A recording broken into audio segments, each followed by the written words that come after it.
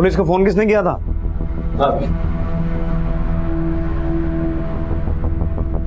मैं टिंगू सिंह, मैं भाई का जीवन के साथ काम करता हूँ। क्या देखा तूने? यही 4 बजे के करीब साहब।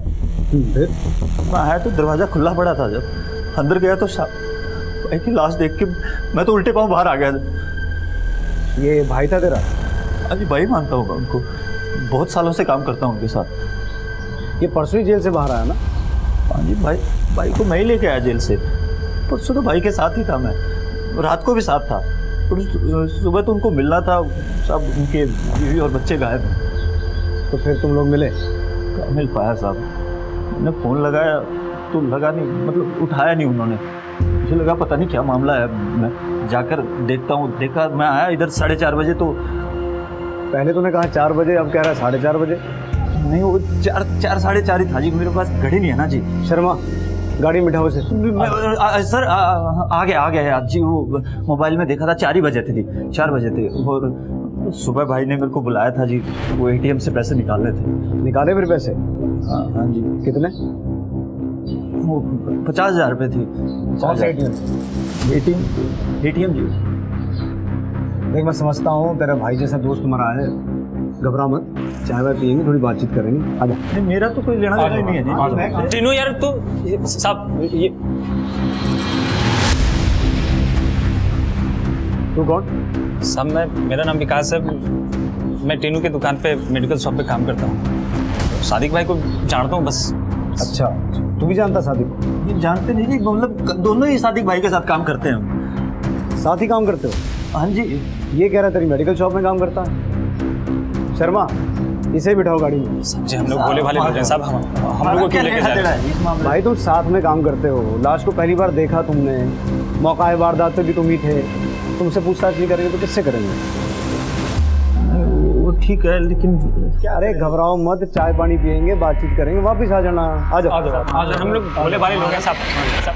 पुलिस ने शक की बना पर उसके साथियों को अरेस्ट कर लिया था। और ऐसा तो आमतौर पर होता ही है कि बुरी सोहबत आपको बुरे नतीजों में फंसा ही देती है। टीनू और विकास ने कोई गुनाह किया था या नहीं, लेकिन सादिक जैसे इंसान की सोहबत का अंजाम तो भुगतना ही पड़ सकता है। सादिक आलम को अपने परिवार को ढूंढने की दरख्वास्त पर जेल से इंटरिम बेल मिली थी और दूसरे, लेकिन कहां था उसका परिवार? उसकी पत्नी कौसर, बेटे तौफीक और रफीक, बेटियां रजिया और नीलोफर आखिर कहां थे? अब देखना यह था कि खौफनाक मोड़ लिए हुए इस केस की परतों में और कितने राज दफन थे, कितनी कहानियां छिपी थी।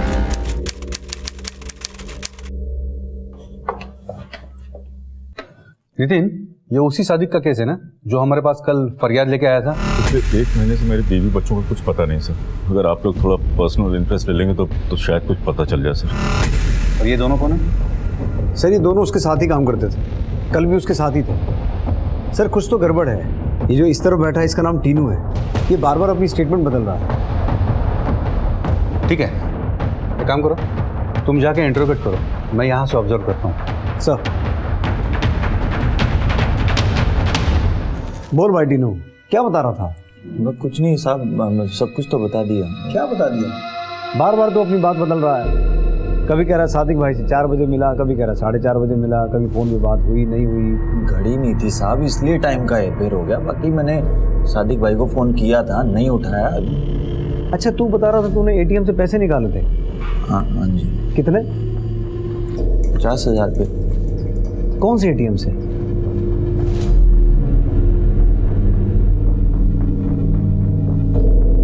सादिक की बीवी और बच्चे कहाँ हैं?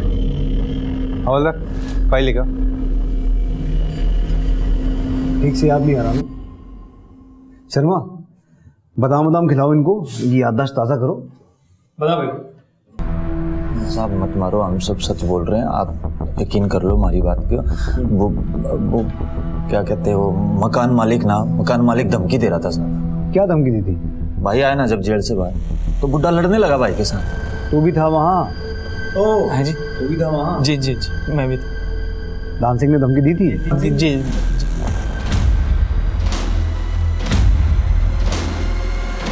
आप बात कर रहे हैं इंस्पेक्टर साहब?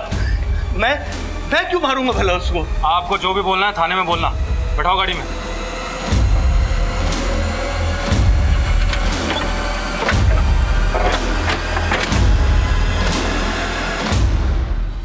साहब पंगा हुआ था, और पंगा क्यों नहीं होगा साहब?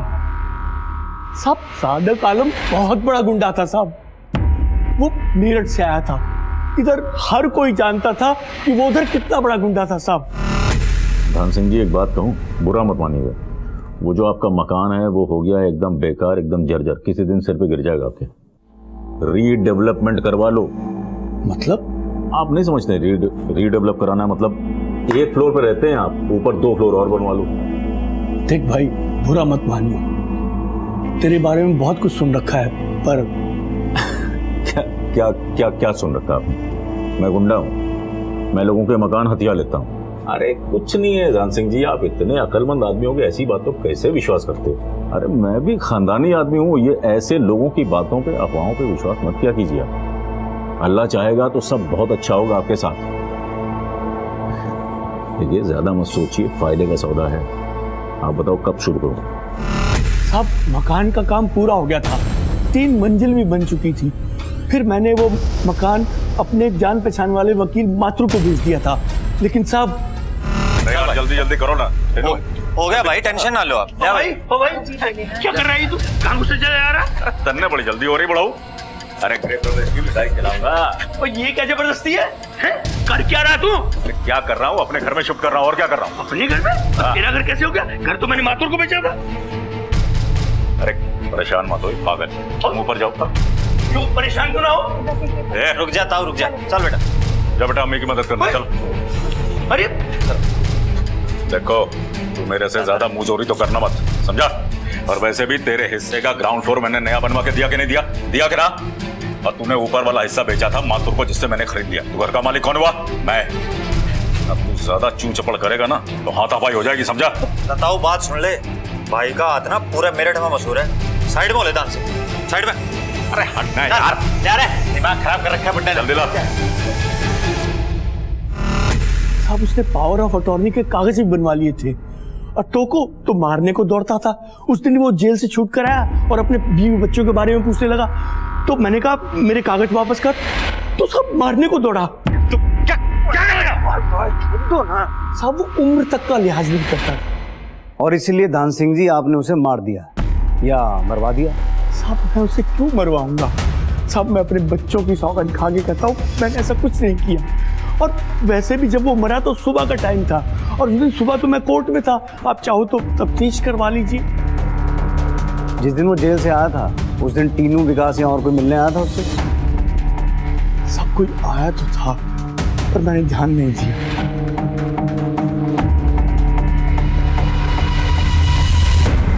शर्मा, टीनू और विकास के कॉल रिकॉर्ड्स निकालो। सर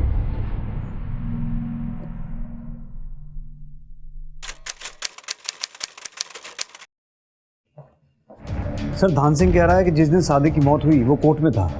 हमारे आदमी गए हैं वेरीफाई करने के लिए। लगता है दोनों कुछ जानते हैं, लेकिन छुपा भी बहुत कुछ रहे हैं।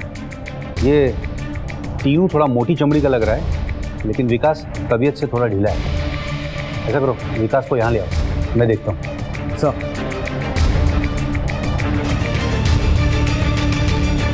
क्या रे, घबरा क्या रहा है तू इतना? नहीं साहब, मैं भाई को क्यों मारूंगा? मैंने कुछ नहीं किया, सबसे सही बता रहा हूँ। तो कल कहा था तू? कल सादिक भाई के घर पे था। वो टीनू भाई का कॉल आया कि सादिक भाई के घर पे आ जा, तो फिर वहीं चला गया था। तू सादिक भाई के साथ था और फिर सादिक भाई के घर चला गया? अच्छा, कितने बजे? 5 बजे नहीं, 7 बजे के आसपास। आज कहा था सुबह? सुबह घर पे ही भी था सब। फिर वो अपना सादिक भाई का नहीं, टीनू भाई का कॉल आया कि आना है, तो फिर मैं सादिक भाई के घर पे चला गया सर। तुझे तेरी फोन पे बात हुई थी ना सादिक से, लेकिन तेरी डायल लिस्ट में उसका नंबर नहीं है।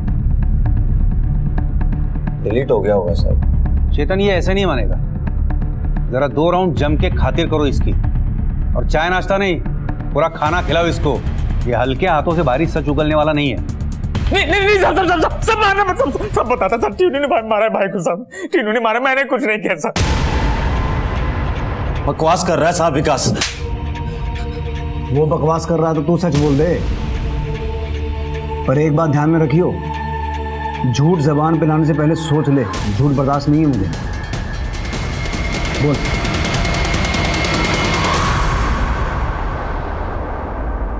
15 साल से काम कर रहा हूँ सादिक भाई के साथ। छोटा सा था, मेरे बाबूजी की वेल्डिंग की दुकान है तो लगा दिया सादिक भाई के साथ। मैंने क्या क्या नहीं किया साहब सादिक भाई के लिए। बड़ा भाई मानता हूँ उनको, पूरी जिंदगी भर उनके साथ खड़ा रहा साहब। अरे अरे छोड़ दो, अरे क्या हुआ? अरे छोड़, अरे छोड़ दो। तेरी समझ नहीं आता क्या? तो मेरे भाई को छोड़ो। चल जा, चल। इसको 2 महीने से मैं बोल रहा हूँ ना, मकान खाली करने की, नहीं कर रहा ना। मार इसको, मार। सादिक भाई की बहुत दहशत थी साहब मेरठ में। मैं भी कम नहीं था, उनके कंधे से कंधे मिला के खड़ा रहा हमेशा। भाई ने शादी कर ली, दिल्ली आ गया, सोचा बढ़िया बिजनेस करेंगे, पर इधर खबर लग गई उनके पुराने औकात की। कोई किराए पर मकान देने को भी तैयार नहीं था साहब उनको। कितनी बड़ी फैमिली है आपकी? अल्लाह के घरों में भरा पूरा परिवार है, 4 बच्चे हैं, एक बीवी है। बड़ी फैमिली है आपकी, पर कोई बात नहीं। कितना किराया दे सकते हैं आप? आप जो मुनासिब समझिए बता दीजिए, मैं दे दूंगा। क्या हुआ? किसको किराए पर दे रही घर ये? तुझे पता है ये कौन है? क्या? सादिक आलम, छठा हुआ गुंडा है मेरठ का ये। तुझे समझ में कुछ आता है? तू चल। तेरा क्या है? चल निकल इधर। हेलो, आवाज नहीं। चल चल निकल। बहुत आवाज किराए पर कर रहा तू। आवाज नहीं करना, चल। सादिक भाई 7वां घर है, और कितने जलील होंगे? सादिक आलम इन सब के लिए गुंडा है ना, और अब गुंडा ही दिखा है। भाई बहुत टेढ़ी खोपड़ी था साहब। पहले उस दान सिंह को चुना लगाया, माथुर साहब के साथ मिलके उसका मकान हड़प लिया।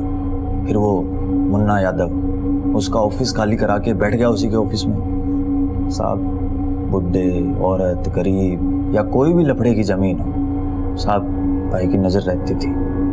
धंधा अच्छा चलने लगा, भाई का कद भी बढ़ने लगा। सुल्तानपुरी की जमीन अब तक कब्जे में क्यों नहीं आई? अगर सतपाल के आदमियों की नजर पड़ गई ना तो गए हम काम से। शाम तक मुझको वो जमीन कब्जे में चाहिए, समझा तू? हाँ? चल चल निकल। कोई प्रॉब्लम हो तो बताइए। मैंने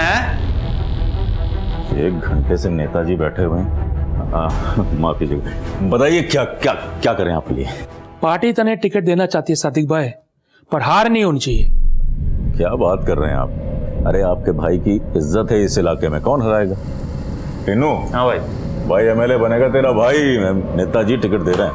भाई बस आप सफेद कुर्ता पजामा सिलवा लो, बाकी हम तो दिन रात एक कर ही देंगे। लो जी, आधी जीत तो ऐसे पक्की हो गई। हमारा नेता कैसा हो? सादिक भाई कैसा हो? सादिक भाई आगे बढ़ो। बस सादिक भाई आगे बढ़ो। भाइयों और बहनों, जनता बेहाल है, हर तरफ चीख पुकार है, कोई सुनने वाला नहीं। नेता आते हैं, वोट मांगते चले जाते हैं। घर में नल है तो पानी नहीं है, पानी है जहां वहां नल नहीं है। घरों में बिजली के मीटर लगे, बिजली नदारद है। सादिक आलम इन समस्याओं का हल करेगा, ये वादा है सादिक आलम का आपसे। और इसीलिए आपका भाई सादिक आलम आपसे ये विनती करता है, आपसे ये गुजारिश करता है कि अपना बहुमूल्य मत देकर बहुमुखी सोशल पार्टी को विजयी बनाए। मैं बड़े बड़े वादे नहीं करता हूं, लेकिन जो कहूंगा वो करूंगा। हमारा वादा है। सादिक भाई आगे बढ़ो। कैसे हो भैया? ध्यान रखना, वोट देना है। वोट दीजिएगा, ध्यान रखिएगा, भाई हूँ आपका। तुझे क्या लगता है जीतेगा? कितने लोगों की हाय लगी है इसे? बदमाश गुंडा कहीं का।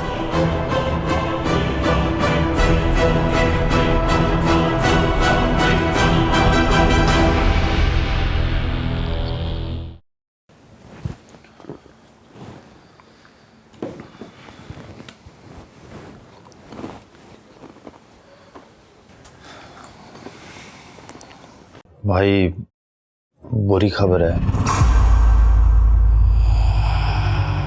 मालूम है। इलेक्शन हार गया ना मैं। हाँ? भाई आप तो पार्टी कर रहे हो। देख, तेरे भाई को किसी पोस्ट की जरूरत नहीं है। अरे इज्जत तो पहले भी थी अपनी, और अब तो तेरे भाई का शुमार रसूखदारों में होने लगा है। अब तो नेतागिरी की टिकट मिल गई, टोपी मिल गई। अपनी एंट्री हो गई रसूखदारों में। अब सादिक आलम को कोई ना रोक सके, समझ लेंगे। इलेक्शन तो हार गए सादिक भाई, लेकिन पॉलिटिक्स के कारण रसूखदार लोगों में उठना बैठना हो गया उनका। हमारे ऑफिस में साहब लोगों की लाइन लगी रहती थी। अरे खुराना साहब, काम तो हम करवा ही देंगे। अरे आपका भाई जो है वो इलेक्शन हारा है, लेकिन उसको जो अफसर है वो हारा वो मानते ही नहीं। मेरा काम तो हुआ ही नहीं नेताजी, और पैसे रख लिया आपने अलग से।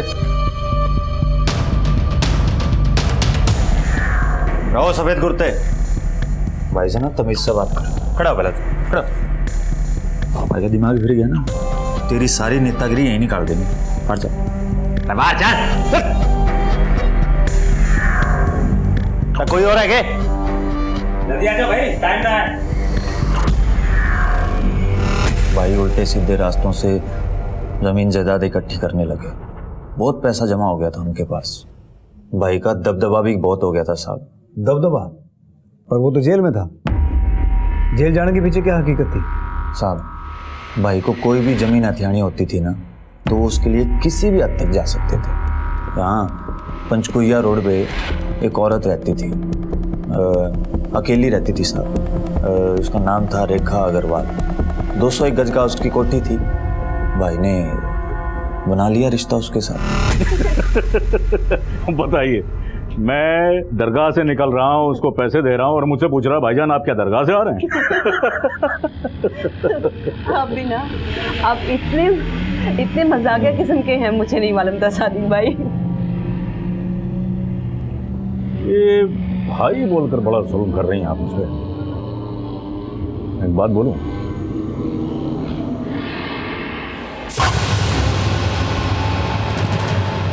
सादिक बोलेंगे तो मुझे ज्यादा अच्छा लगेगा। अरे सुनिए तो, भला की खूबसूरत है ना। भूल जाइए, कोई नहीं है यहाँ पर हमारे ऑफिस से। अरे सोचिए मत। बहुत खुश रखूंगा मैं आपको।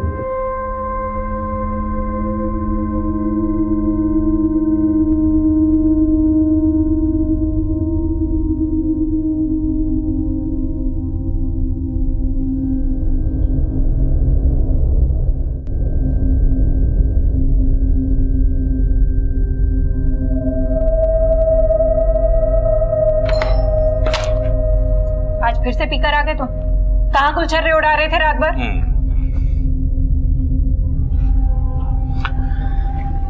सर, जो कुछ भी करता हूँ तुम्हारे और बच्चों के लिए तो करता हूँ। बच्चे कहाँ? सो गए अंदर।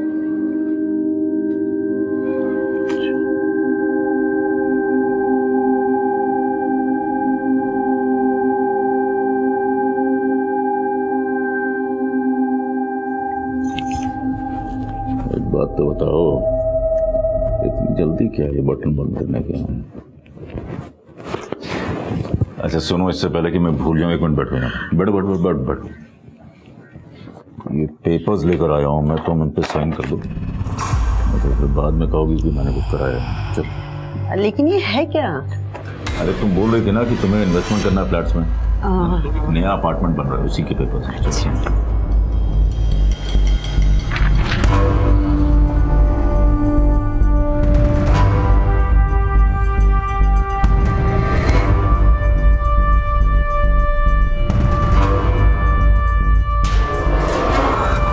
अरे रेखा, तो मैंने सही सुना था, ये तेरा सादिक आलम के साथ कोई चक्कर चल रहा है क्या? जी चाचा जी। अरे वो गुंडा मवाली है। नहीं, लेकिन वो तो प्रॉपर्टी डीलर हैं। अरे काहे का प्रॉपर्टी डीलर? चूना लगाता रहता है लोगों को, जमीन हड़पता है, डॉक्यूमेंट की हेरा फेरी करता है। अरे कहीं तूने कोई पेपर पे साइन तो नहीं कर दिया? मैंने किया क्या है? अरे मैंने क्या किया है? क्यों लेकर जा रहे हैं? आपको कोई गलतफहमी हो रही? मैंने आप इन्हें क्यों लेकर जा रहे हैं? एक मिनट में बात कर रहा हूँ ना। हाँ बोलो। तुम परेशान नहीं हो ना, मैं शाम तक आता हूँ। शाम तक नहीं, सालों के बाद आएगा। अभी रेप केस है तेरे ऊपर, मैडम ने किया है।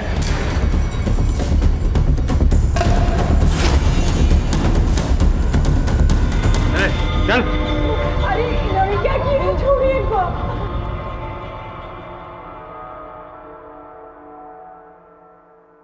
सादिक को जेल इसी घटना के लिए हुई थी। रेखा अग्रवाल के साथ उसका बुना हुआ फरेब जाल उसके लिए ही मुसीबतों का पैगाम लेकर आया था। कामयाबी की सीढ़ियां चढ़ते चढ़ते सादिक ने कई लोगों को बेघर किया था और कई औरतों को बेआबरू। अपने फायदे के लिए किसी भी हद तक जाने को तैयार सादिक के अपराधों ने अब पलटवार करना शुरू कर दिया था। सादिक को उसके कर्मों की सजा मिल गई थी। अक्सर कानून के साथ खेलते खेलते गुनहगार ये भूल जाता है कि एक ना एक दिन कानून की गिरफ्त उसे दबोच ही लेगी। सादिक आलम को अपने परिवार को ढूंढने की दरख्वास्त पर जेल से इंटरिम बेल मिली थी और दूसरे ही दिन उसकी हत्या भी हो गई। लेकिन कहां था उसका परिवार? उसकी पत्नी कौसर, बेटे तौफीक और रफीक, बेटियां रजिया और नीलोफर आखिर कहां थे?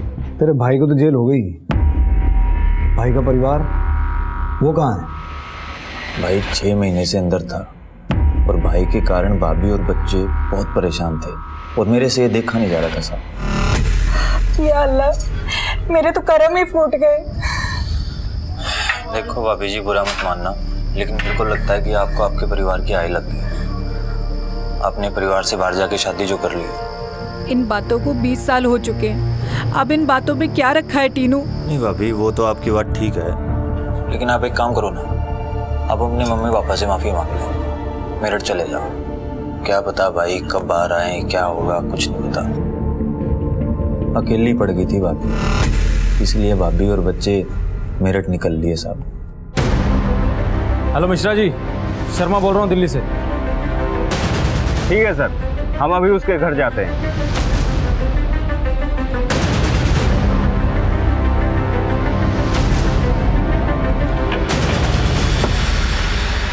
जी नहीं, 18 साल हो गए वो यहाँ आई नहीं।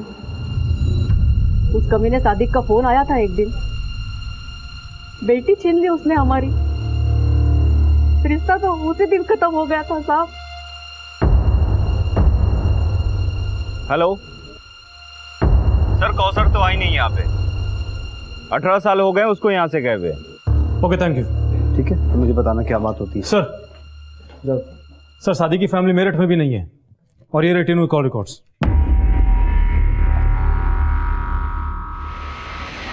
गोली दे रहा है ये। शर्मा, सादिक के वकील से मिलके उसकी प्रॉपर्टी की पेपर्स मंगवाओ। सर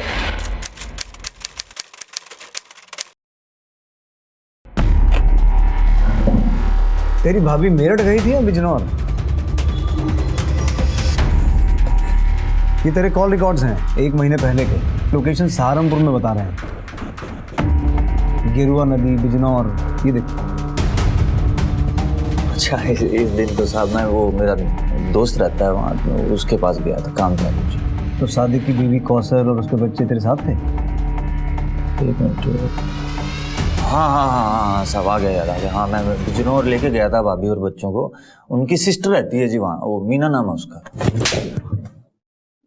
बाहर क्यों रहे हो साहब? पहले कह रहा था मेरठ में थे, अब कह रहा बिजनौर में थे। मेरठ में पहले थे जी, पहले गए होंगे। मतलब मैं बिजनौर की अभी आपको बता रहा हूँ। बिजनौर में लेके गया था, भाभी भी थी, बच्चे थे, उनकी सिस्टर रहती है वहाँ, वो मिलवाने लेके गया। मतलब तू उन्हें लेके गया था? नहीं साहब, वो खुद गए होंगे। वो मुझे नहीं पता, वो मैंने बस बोला कि तुम जाओ। अब वो गए कि नहीं गए मेरे को कुछ नहीं मालूम। हाँ, मैं बिजनौर वाली गारंटी लेता हूँ, मैं लेके गया था उनको, बच्चों को भी मिलवाने लेके गया था, उनकी सिस्टर रहती है, ये पक्का है साहब, ये पक्की बात है। तीनू बार बार अपना बयान बदल रहा था, कभी मेरठ, कभी बिजनौर, कभी माँ का घर, कभी बहन का घर। लेकिन पुलिस भी अपनी जिद पर अड़ी हुई थी, उन्हें टीनू के झूठ पर नकेल लगानी थी। ऐसा लग रहा था कि टीनू के लिए भी अब अपने कर्मों का हिसाब देने का वक्त आ गया था। लेकिन कुछ और भी था जिस पर पुलिस को शक था। क्या इस शक का खुलासा बिजनौर में होने को था, या फिर एक बार फिर टीनू पुलिस को गुमराह करने वाला था?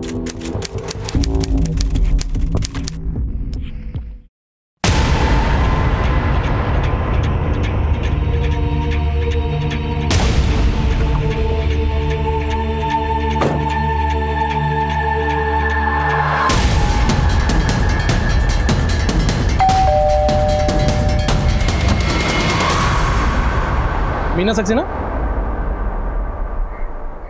जी? कौसर आलम बहन है आपकी? जी साहब, पर क्या हुआ? 1 महीने पहले आकर गई थी इधर से, वो 17 अक्टूबर को। हाँ, आई थी अपनी बेटियों के साथ। और कौन कौन लोग थे साथ में? वो सादिक भाई का आदमी टीनू, वही लेकर आया था।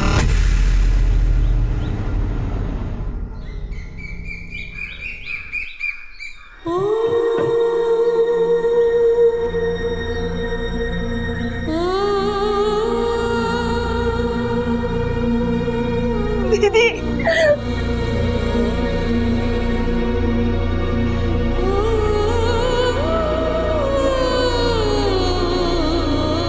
अब बस भी करो।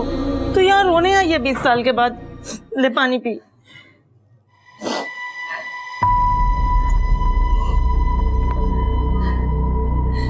रोने के ही दिन तो है मीनू।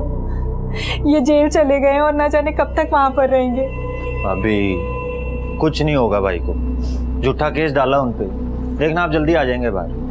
मीना जी ये देखो, इस करके मैंने इनको बोला कि आपसे मिलने आए। हालत देखिए, मैं सोचा मिल लोगे तो थोड़ा जी हल्का हो जाएगा। ठीक ही तो किया, लेकिन आज नहीं, 20 साल पहले ही आ जाना चाहिए था। कैसे आती मीना? मम्मी पापा मेरे से बात तक तो करते नहीं है। इतनी बार उनको फोन किया और उन्होंने एक बार भी मेरा फोन नहीं उठाया। तूने फिर रोना शुरू कर दिया। तू यहाँ? मैं रो नहीं रही हूँ, ये तो खुशी के आंसू है।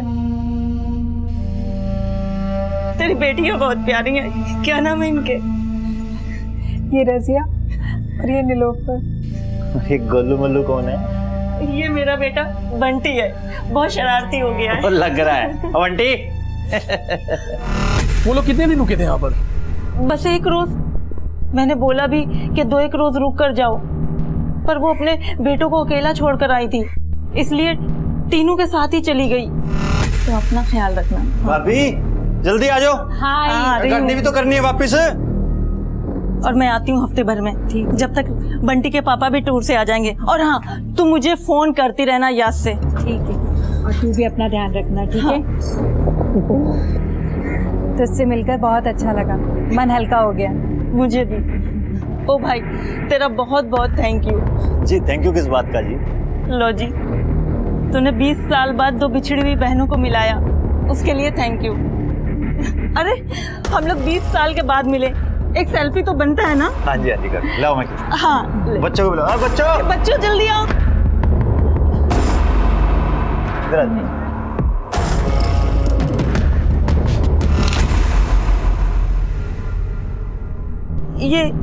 यही है टीनू, जो दीदी के साथ आया था। आपकी बहन है, उनके सभी बच्चे लापता हैं उसी दिन से। दीदी लापता, छोटी छोटी बच्चियां उसके कहाँ है?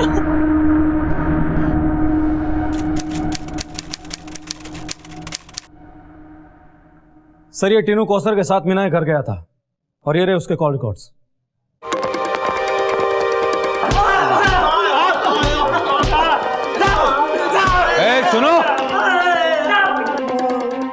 सुनो, आखिरी मौका दे रहे हैं तुम लोगों को। जो भी सच है उगाल दो, नहीं तो मुंह खोलने के लायक नहीं रहोगे। बोल तो दिया तेरे कॉल रिकॉर्ड्स हमारे पास। 17 को तू कौसर को लेकर मीना के घर गया और 18 को तू दिल्ली निकला। बोल। तो फिर दिल्ली ना जाके गेरुआ नदी के पास क्या कर रहा था? और कौसर के फोन की आखिरी लोकेशन भी वही है और उसके बाद से वो गायब है। जो सच है वो बोल दो, वरना सच उगलवाने के बहुत से तरीके हैं हमारे पास।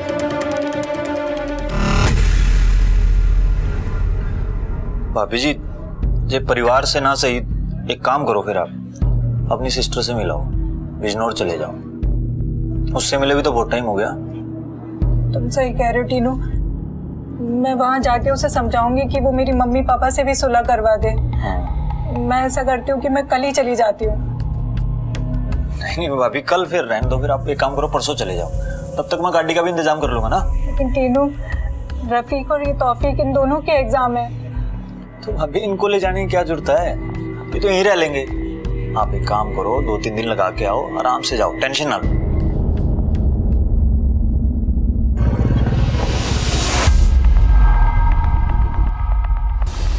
ये सही है भाई जगह। हाँ, सुनसान भी है। फिर मैं कौसर भाभी और दोनों लड़कियों को लेके निकल गया।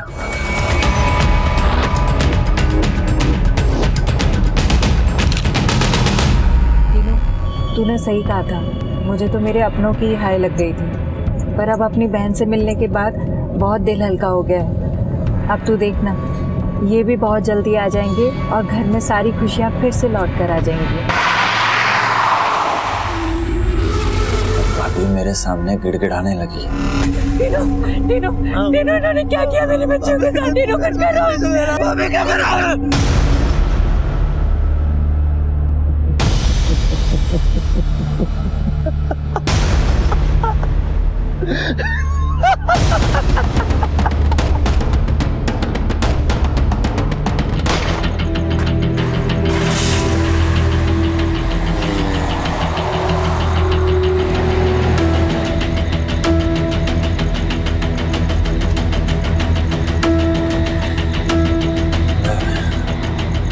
ले भाई, हो गया पंगा, गाड़ी मोड़नी पड़ेगी। लेकिन अब जाना किधर है? दिल्ली नहीं जाना क्या? तो तेरा दिमाग ठीक है कि अग्गा पुलिस है, पीछे डिग्गी में लाश है। फंस गए तो दिल्ली नहीं, फांसी के फंदे पर जाएंगे। फिर अभी किधर जाएंगे? एक जगह, फिलहाल तो गाड़ी मोड़नी पड़ेगी।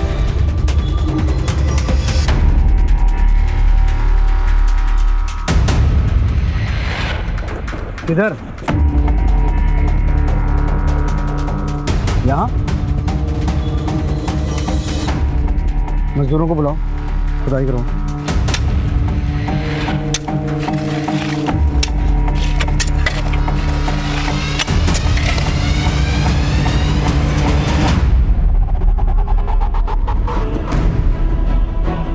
निकालो।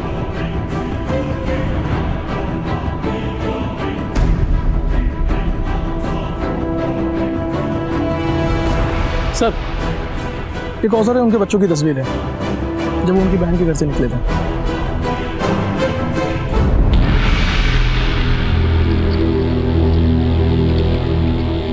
सादी के बेटे कहाँ हैं? शर्मा, 20 फरवरी 3 दिन बाद तेरे मोबाइल पे एक नंबर से 2 बार फोन आया था, कसूर बस्ती से। तौफीक ने फोन किया था ना? हाँ सर, वो उसी ने किया।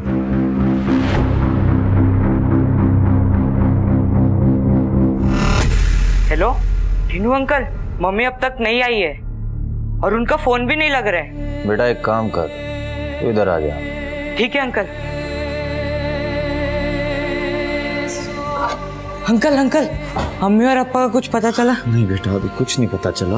वो ढूंढ लिया, कुछ नहीं समझ आ रहा। तो एक काम कर, वो अंदर रूम में जाके बैठ, मैं बिजनौर पता करता हूँ। मिल जाएंगे बेटा, सब ठीक हो जाएगा। हाँ बेटा। हेलो टीनू अंकल, क्या भाई पहुंच गए उधर? हाँ बेटा पहुंच गया, तो भी आ जा, बिजनौर के लिए निकल रहे हैं। अच्छा ठीक है, मैं भी आता हूँ। भैया अंदर है बेटा, हैं? मैं बिजनौर पता करता हूँ, तू बैठ।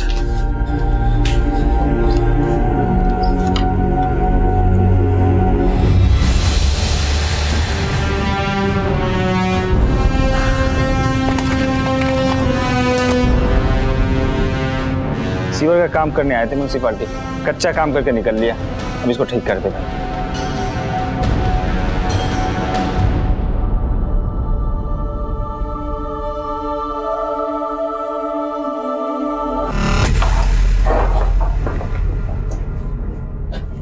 कहाँ?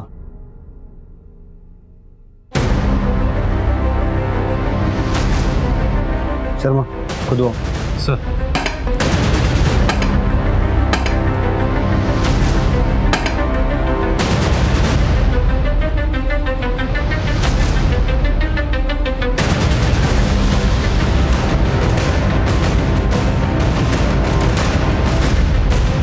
निकालो।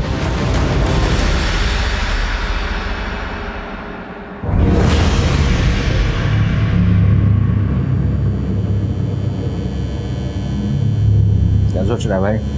यार सोच रहा हूँ, पूरा का पूरा परिवार तो निपटा दिया, भाई अंदर है, अब जेल से बाहर आएगा तो उसने हमको भी निपटा देना है। क्या करें यार, एक तरकीब है। कौन सी?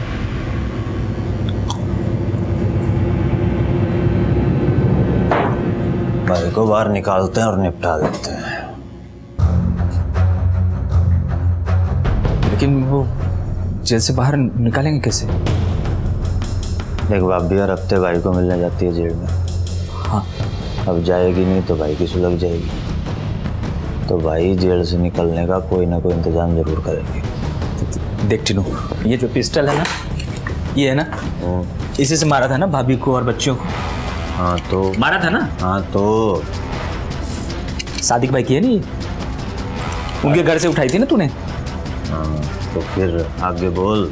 जब सादिक भाई जेल से लौटेंगे और ये पिस्टल ढूंढेंगे, पता है ना क्या होगा?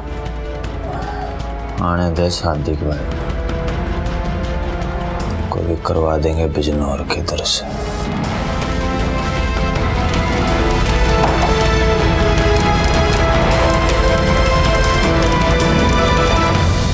सादिक को अगर टीनू और विकास के कर्मों की भनक भी लग जाए तो पूरे मकसद का ही नहीं बल्कि टीनू और विकास का भी खात्मा हो सकता था। लेकिन टीनू और विकास ने मां और बच्चों को मौत के घाट उतारकर अपने रास्ते साफ कर दिए थे।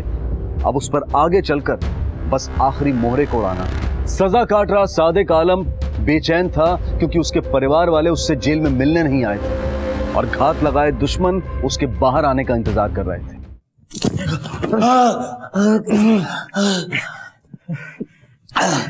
भाई ने बाहर निकलने का इंतजाम कर लिया था और हम भी भाई को बिजनौर पहुंचाने का प्लान बना रहे थे।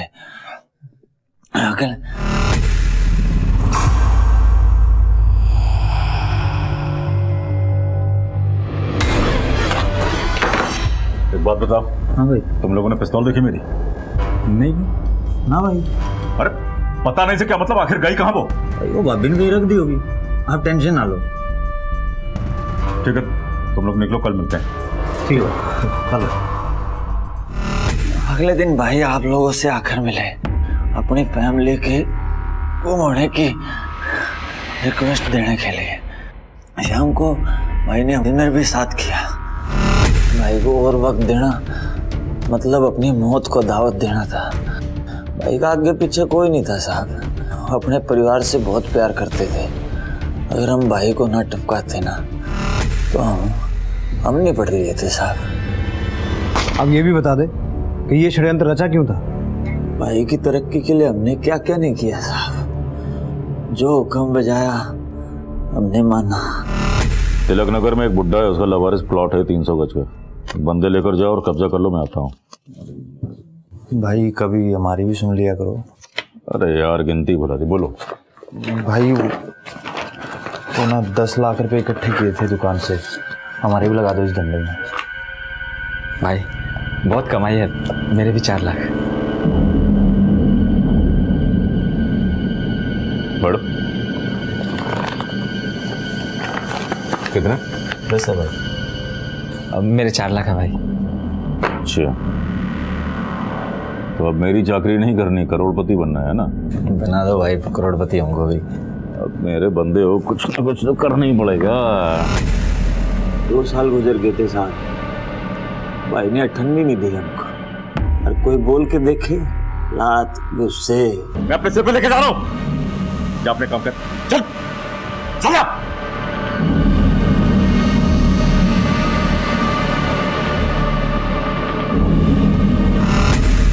अब गया था साहब मैं भाई की चाकरी करते करते।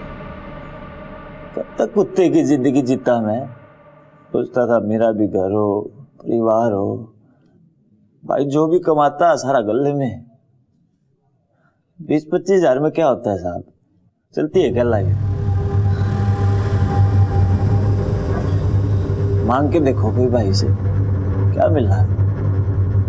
कुछ नहीं। लेकिन तूने भी तो वही किया जो सादिक करता था, पूरा बिजनेस हड़पने का प्लान बनाया।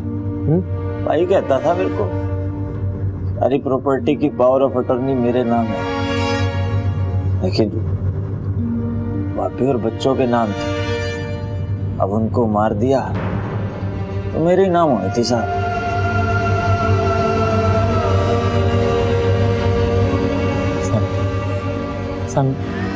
इसको मैं हमेशा बोलता था कि टीनू पकड़ा जाएगा, तो सब ये कभी नहीं सुनता था मेरी। ये बहुत जिद्दी है साहब, इसके चलते मैं इसके बातों में आ गया साहब। और 6 लोगों की हत्या कर दी। अब काटो सारी जिंदगी जेल में। टीनू, तूने दिमाग तो बहुत चला है, लेकिन एक बात भूल गया कि गुनाह करके आज तक कोई बच नहीं पाया। अच्छे कर्मों के अच्छे फल और बुरे कर्मों के बुरे, फिर वो चाहे कर्म कितने भी छोटे या बड़े क्यों ना हो। टीनू और विकास को कर्म ने अपना जरिया बनाया तो उन्हें भी अपने दुष्कर्मों की सजा मिल ही गई। दिल्ली की एक सत्र न्यायालय ने टीनू और विकास को सादिक आलम और उसके परिवार की हत्या के जुर्म में उम्र कैद की सजा सुनाई। इस केस में दिल्ली पुलिस का काम बेहद सराहनीय था। सिर्फ 48 घंटों में ही उन्होंने इस केस को हल कर दिया। क्राइम पेट्रोल की पूरी टीम दिल्ली पुलिस को सलाम करती है। बेहद जरूरी है कि हम अच्छाई के रास्ते पर चलें और अपराध के रास्ते से बचें। देखते हैं हमारे आज के एपिसोड की दूसरी कहानी।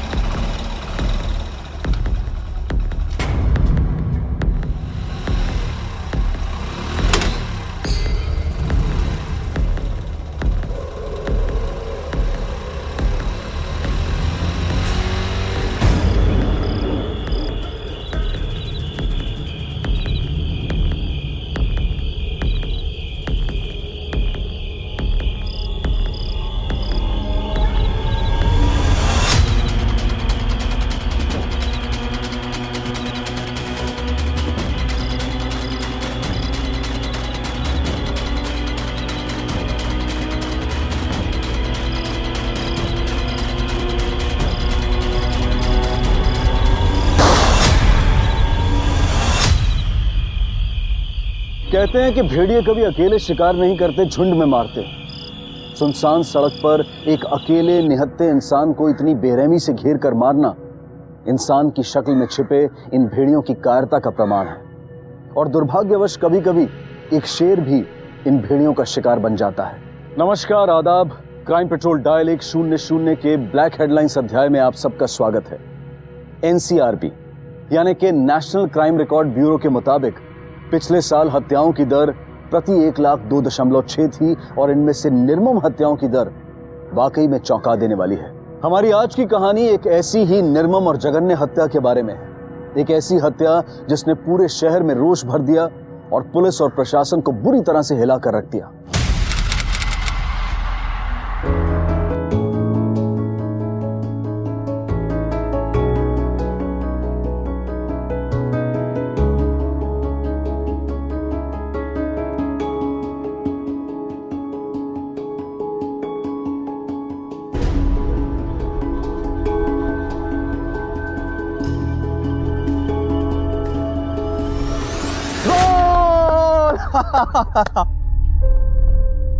अरे बाबू रुको, अरे खूब भालो गोल छीलो। तू कैसे किया ये?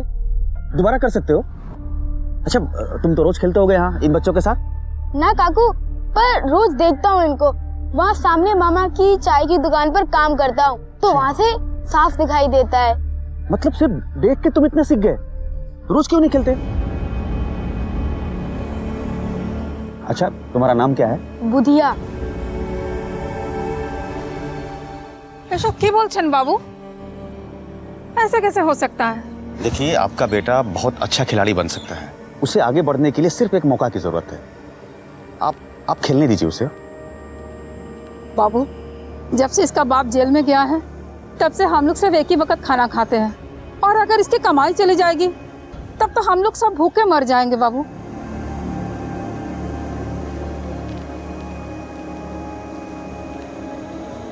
इसे रखिए आप। এসব কি করছেন বাবু? रखिए रखिए ना आप। ये देखिए, ये कोई दया और भीख नहीं है, ये स्टाइपेंड है, मतलब भत्ता है बुधिया का, जो हर महीना आपके पास पहुंच जाएगा। लेकिन आपको एक वादा करना होगा कि आप इसे खेलने से मना नहीं करेंगे।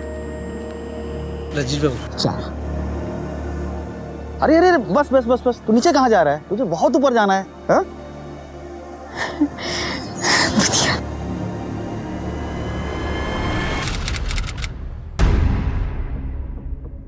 ওটাও ফাটি, সবগুলো বাল্ব কেউ না কেউ ফাটিয়ে দিচ্ছে। আর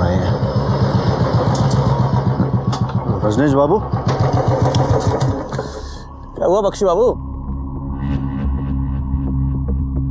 बदलने का वक्त हो गया है शायद। अरे रजनीश बाबू, वही बाल्बটা तो तू वो टीम टीम করে জ্বলছে, बाकी सारे तो फोड़ दिए। आपका मतलब ये है कि कोई जानबूझ के फोड़ रहा है? पिछले 2 हफ्तों में 3 शिकायतें दर्ज हुई हैं छीना झपटी की।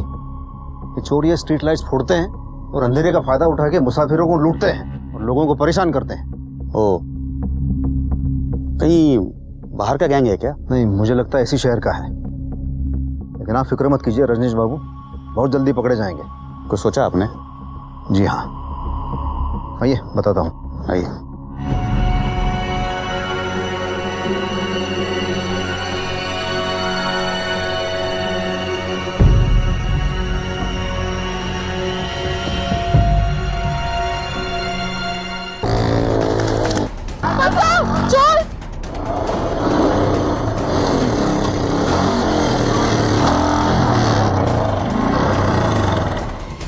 जी आप ये क्या कह रहे हैं? इन लोगों को पकड़वाने के लिए आप ही ने तो जोर दिया था, और अब आप जमानत दे रहे हो? ये कैसी पॉलिटिक्स है? बिल्कुल साफ और सार्थक। ये दोनों लड़के मेरे ही पाड़ा के रहने वाले हैं और मैंने इनके बारे में अच्छे से पता किया है। देखिए, गरीबी और बेरोजगारी अक्सर नवयुवकों को गलत रास्ते पर खड़ा कर देती है। अगर एक बार इन्हें जेल की हवा लग गई तो पेशेवर अपराधी बनने में समय नहीं लगेगा इन्हें। इसलिए मुझे लगता है कि हमें इन्हें एक बार मौका देना चाहिए। मुजरिमों को मौका नहीं, सजा दी जाती है रजनीश बाबू। अरे सर, 1790 में दुनिया की पहली आधुनिक जेल बनाई गई थी। तब से लेकर आज तक लाखों जेल बनाए हम लोगों ने, लेकिन समाज से जुर्म खत्म नहीं कर पाए। क्या इससे ये साबित नहीं होता है कि कमी कहीं ना कहीं हमारे तरीके में भी है, जिसे हमें बदलना चाहिए? अब देखिए, व्यवस्था को बनाए रखना आपका काम है और उसे बचाए रखना मेरा काम। आप अपना काम बखूबी से करें, अब मुझे मेरा काम करना है। इन रजनीश बाबू, यहाँ से जाने के बाद भी वो फिर से जुर्म के रास्ते पर नहीं आएंगे, इसकी गारंटी कौन लेगा? मैं लूंगा। जी जी। तो ठीक है, कल सुबह उन दोनों लड़कों को छोड़ देंगे। Thank you. देखा ना अपनी माँ का क्या हाल है? मुझसे जितना हो सकता है मैं करूंगा। तुम लोगों को भी आगे से ध्यान रखना होगा। रजनीश बाबू, आप यहाँ नीचे कहाँ बैठ गए? अरे आप ऊपर बैठिए ना, ये जगह तो हमारी है नीचे बैठने की। अरे मौसी, मुझे क्या गठिया हुआ है जो मैं नहीं बैठ सकता नीचे? अरे देखिए, एकदम ठीक हूं मैं। और मौसी, सबसे पहले ये ऊंच नीच की बात आप अपने दिमाग से निकाल। ठीक है, अब काम की बात करें।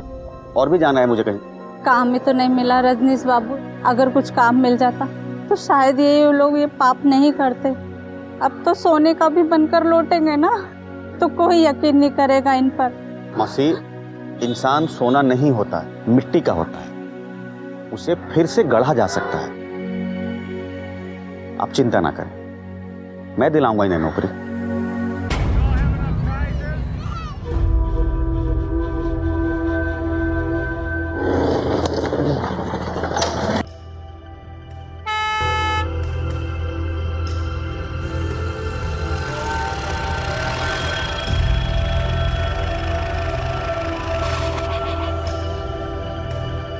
रजनीश बाबू, कैसे आना हुआ?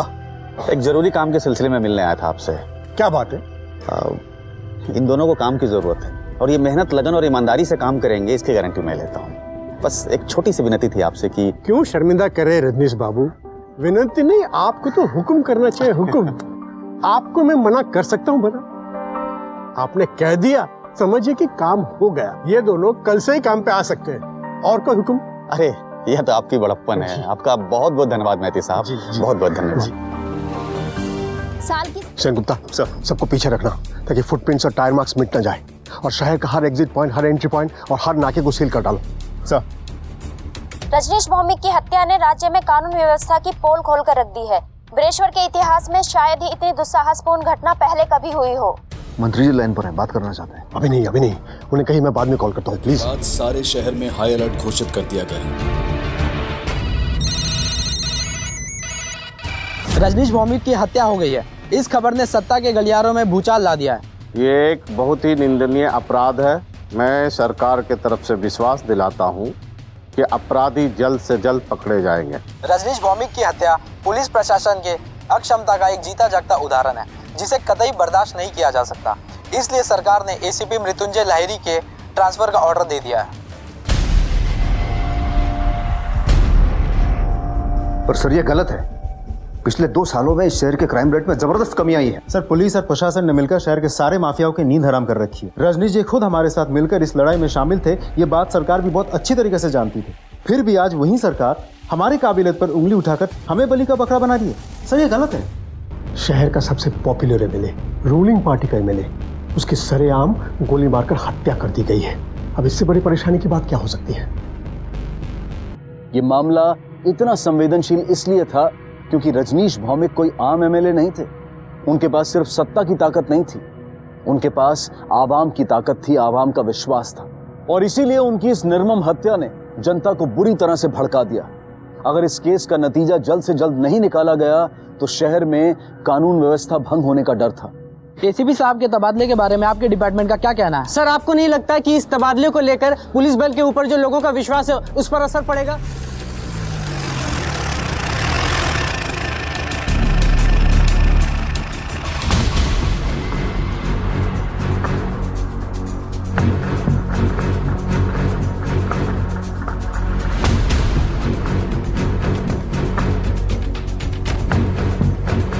सर, आप?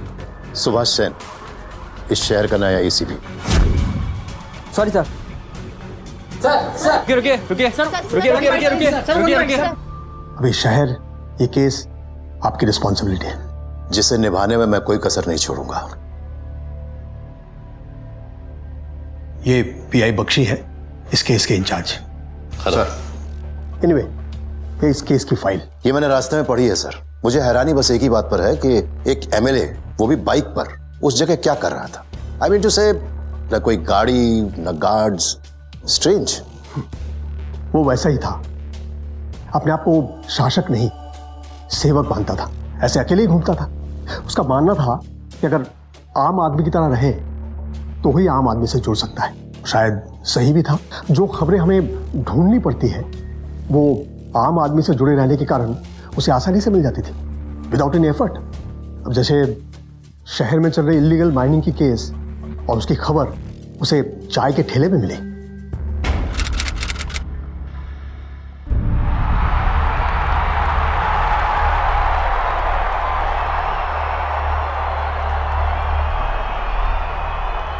কি খবর?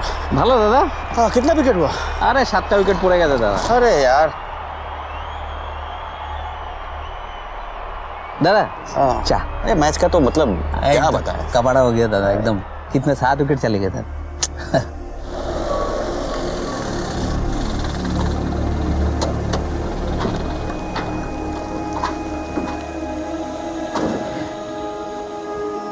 दादा, मीठी और कड़क चाय।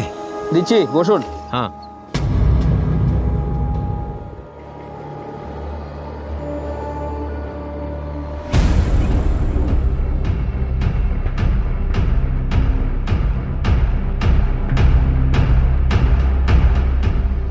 अरे दादा, एक इनको भी दो, चाय दो।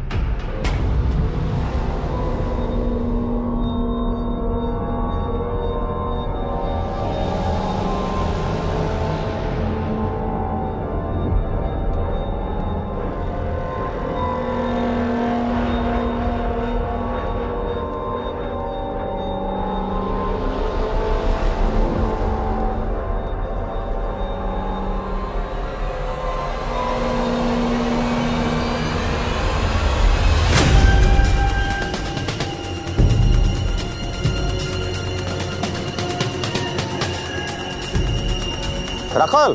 हाँ दादा, अस्सी। तो सरकार ने बालू पे बैन लगाया, फिर ये कहाँ हो रही है माइनिंग? वार्ड नंबर 74 में दादा। रेती भर के लेके जाते हैं और अवैध शराब भर के लाते हैं।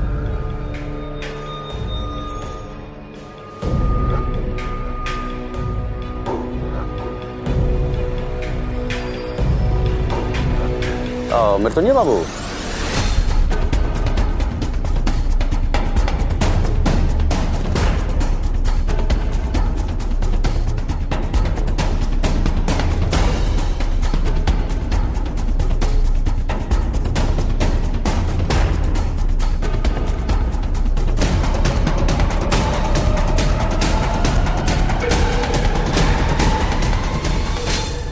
नहीं सर, मुझे मत मारो सर, मैंने कुछ नहीं किया। मैं तो सिर्फ अपने सेठ की नौकरी करता हूँ। कौन है तेरा सेठ? किसके लिए काम करता है तू? चल बता नहीं तो। मलाकार, ये सारे धंधे उन्हीं मलाकार भाइयों का है, सब उन्हीं का है सर। ओके रजनीश बाबू, आपने अवैध खनन और अवैध शराब दोनों माफियों के अगेंस्ट दुश्मनी मोल ली है। अब आपको आपकी सुरक्षा का खास ख्याल रखना चाहिए।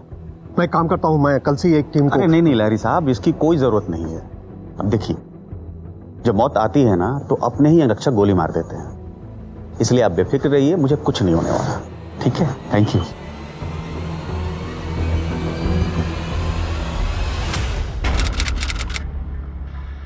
तो मलाकार भाई इस केस में दोषी हो सकते हैं? बिल्कुल, प्लीज टेक योर सीट। अभी दोनों कहाँ हैं? वो दोनों बेल पर बाहर है। वो अपने आखिरी दिनों में रजनीश ऐसे ही खतरनाक लोगों से दुश्मनी मोल ली थी। हमने सभी सेलफोन कंपनीज को उन नंबर्स की लिस्ट तैयार करने को कहा है जो घटना के वक्त मौका वारदात पर या उसके आसपास मौजूद थे सर। लेकिन इसमें तो बहुत टाइम लग जाएगा सर। हमें 1 हफ्ता मान के चल रहे हैं, पर इससे ज्यादा वक्त भी लग सकता है। और ये मलाकार भाई, इनके बारे में क्या कर रहे हैं हम? हमने उनके घर पे छापा मारा था, पर वो भाग चुके थे। और सर, उनके फोन्स बंद आ रहे हैं।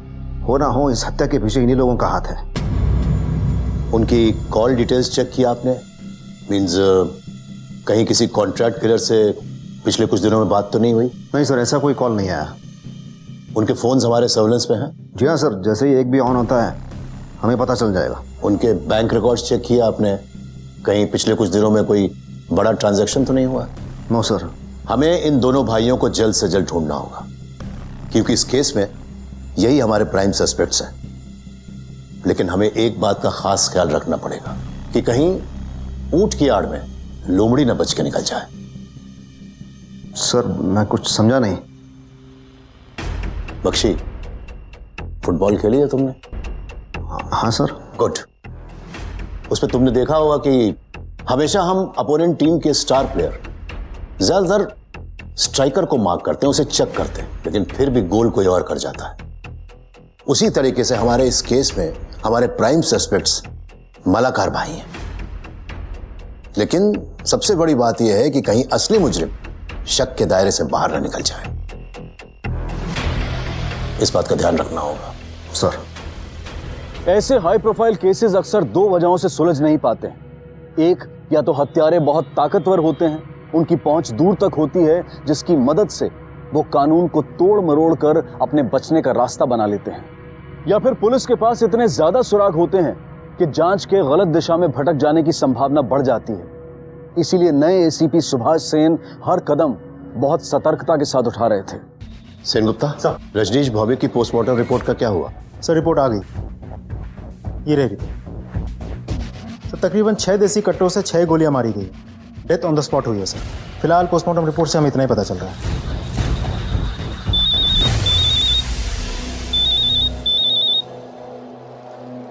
हेलो सर, यहाँ गवर्नमेंट हॉस्पिटल के पीछे हमें 4 बाइक्स लावारिस हालत में पड़ी मिली है, और मुझे पूरा शक है सर, ये वही बाइक्स हैं।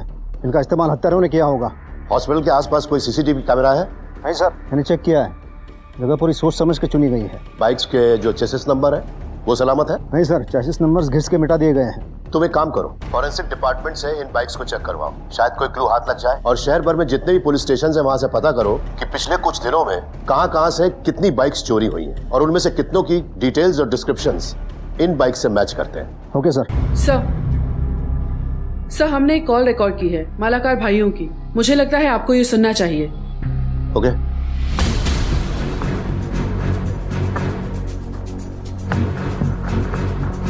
मैं बोल रहा हूँ। शक्ति मालाकार सर, सबसे बड़ा भाई। निर्गुण भाई मेरे, एक जरूरत आन पड़ी है, तुम्हारी मदद चाहिए। हाँ बोलो शक्ति, क्या हुआ? मैं तुझे एक अकाउंट नंबर देता हूँ, उसमें 5 लाख रुपए ट्रांसफर करना है तुझे आज ही। हो जाएगा, लेकिन तुम लोग हो कहाँ? इस रजनीश को तुम लोगों ने ही मारा क्या? फोन पर ये सब बातें नहीं कर सकता, तू अकाउंट नंबर लिख। हाँ बोलो। सर, हमें निर्गुण को तुरंत ही अरेस्ट करना चाहिए। उसको तोड़ेंगे तो शक्ति मालाकार और उसके भाई का पता मिल जाएगा। नहीं नहीं, इनकी बातचीत से लगता है कि मालाकार भाइयों ने निर्गुण को लोकेशन नहीं बताई थी। तुम एक काम करो, इसको मेरे पास लेके आओ, मैं बात करता हूँ। Yes sir.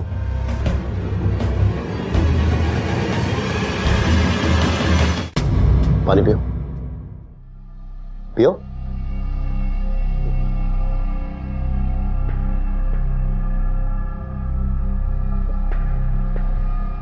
सर मुझसे गलती हो गया सर, उसने खुद फोन किया था मुझे, इसलिए मैंने बात किया सर।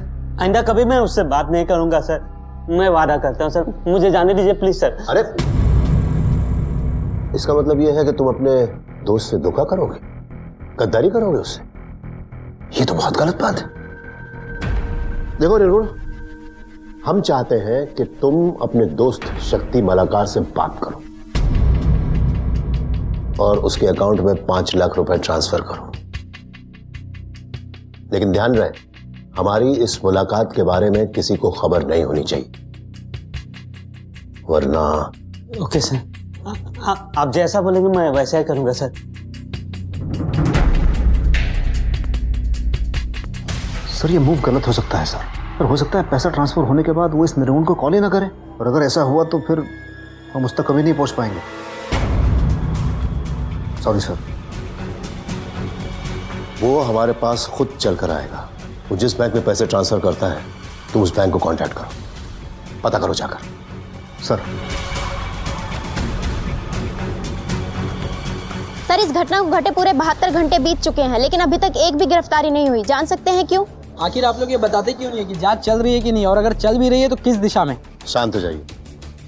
अगर आप सब लोगों को लगता है कि हम लोग हाथ पर हाथ धरे बैठे हैं, तो ऐसा कुछ भी नहीं। तो फिर अभी तक आपके डिपार्टमेंट की तरफ से कोई बयान क्यों नहीं आया है? क्यों नहीं बताते कि इस केस में चल क्या रहा है? क्योंकि हम अपने जांच की जानकारी मीडिया से साझा करके अपराधियों को भागने का मौका नहीं देना चाहते, इसी वजह से। या फिर सर आपके पास कोई प्लान ही नहीं है? जांच की गोपनीयता का बहाना बनाकर आप लोग अपनी नाकामयाबी छुपा रहे हैं। देखिए, आप लोगों को जो भी समझना है आप समझते रहिए, लेकिन हम अच्छी तरीके से जानते हैं कि हमारी जांच की दिशा एकदम सही है, बिल्कुल सही दिशा में हम जा रहे हैं। और यकीन मानिए, बहुत जल्द रजनीश भौमिक के हत्यारे आप सब लोगों के सामने होंगे। पुराने एसीपी को तो तबादले का सामना करना पड़ा था, अब देखते हैं नए एसीपी का क्या हश्र होता है। पुलिस अब हर तरफ से घिर चुकी थी, एक तरफ सरकार और प्रशासन का दबाव और दूसरी तरफ जनता की उम्मीदें, और उस पर लगातार मीडिया की टीका टिप्पणी और आलोचनाएं। इतने सारे सुराग होने के बावजूद पुलिस के सामने अब तक कोई ठोस सबूत नहीं था। एक एक पल के साथ निराशा के बादल गहरा रहे थे, और फिर 2 दिन बाद पहली बार पुलिस को एक ठोस सुराग मिला।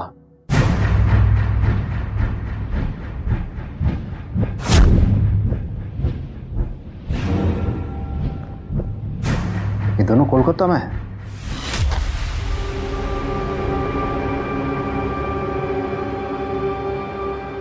हेलो, लाल बाजार पुलिस स्टेशन।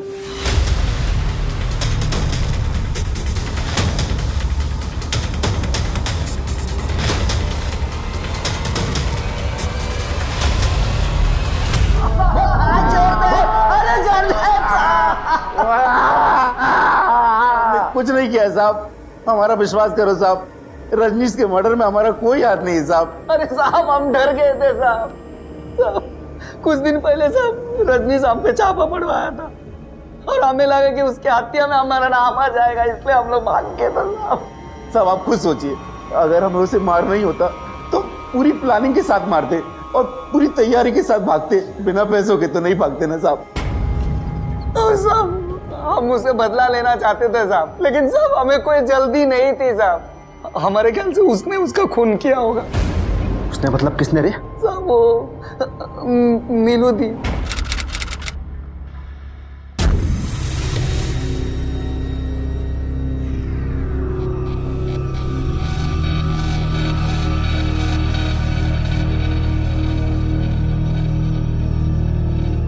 नमस्कार दीदी। अरे मैंने कहा था हम लोग मिलने के लिए आएंगे, फिर ऐसे आदमी को भेजकर हमें बुलाने की क्या जरूरत थी? वो एमएलए अब तक जिंदा क्यों है? उन्होंने तुम्हारा धंधा बंद करवा दिया, तुम दोनों भाइयों को जेल भिजवा दिया और तुम दोनों भाई हाथ में चूड़ियां पहन के घर में बैठे हुए हो। मेरी बात ध्यान से सुनो, मार डालो उसे। जा কিছু হবে আমি দেখে নেব। सत्ता की गलियों में कहां तक पहुंच है तुम लोगों से छुपा नहीं है। कुछ भी होगा मैं संभाल लूंगी। अरे नहीं नहीं, ये तो इजी ना। अच्छा, अब तुम समझाओगे मुझे? लेकिन नीलू दी, बस तुम लोगों का बस का नहीं है। इस काम का जिम्मा भी मैं ही लूंगी। मेरे आदमी मारेंगे उसे और तुम दोनों भाई बीच में नहीं आओगे, समझे? ये नीलू कौन है? सर एक इंडिपेंडेंट काउंसलर है और इस शहर में अपना एक तबेला चलाती है। अवैध तबेला है सर। इस नीलू ने अपने तबेले के आसपास की काफी बड़ी जमीन और कीमती जमीन पर अवैध कब्जा कर रखा है। उस जमीन की कीमत करोड़ों में है और इसे हटाने के लिए एमएलए रजनीश भौमिक ने उसे 1 महीने का टाइम दिया था। किसी ने रजनीश भौमिक से इस बात की शिकायत की थी या उन्होंने खुद ही एक्शन लिया था? नहीं सर, तबेले के सामने ही जूट की मिल है और मिल मालिक ने ही रजनीश जी से शिकायत की थी और रजनीश जी ने कंप्लेंट लिखवाई थी।